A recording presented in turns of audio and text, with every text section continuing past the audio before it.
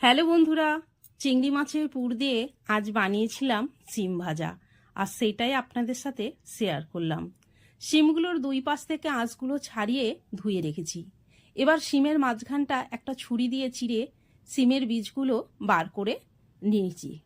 এইভাবেই সব সিমগুলো বানিয়ে নেব।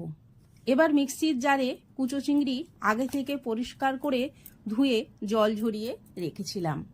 এবার এর মধ্যে 4টে কাঁচা পাকা লঙ্কা, শিমের দানাগুলো, আদা ও রসুন কুয়াটা দিয়ে এবার এটা মিক্সিতে পিষে নেব। গ্যাসের মধ্যে কড়াই বসিয়ে সর্ষের তেল দিয়ে দেবো। তেলটা গরম হয়ে গেছে, এবার একটু পেঁয়াজ কুচি দিয়ে পেঁয়াজটা ভেজে নেব।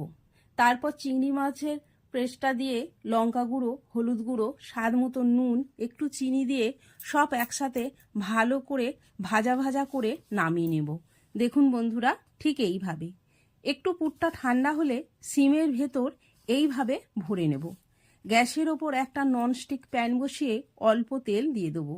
তেলটা গরম হয়ে গেছে, এবার পুর ভরা সিমগুলো দিয়ে চাপা দিয়ে দেবো। এখানে গ্যাসটা লো টু মিডিয়ামে রাখবো। 1 মিনিট পর চাপা খুলে উল্টে দিয়ে আবার চাপা দিয়ে দেবো। এইভাবেই উল্টে পাল্টে চাপা দিয়ে ভেজে নেব।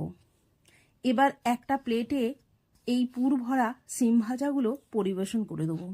গরম গরম ভাতে এই চিংড়ি মাছের পুর ভরা সিম ভাজাটা খেতে এত দুর্দান্ত লাগে যে কি বলবো।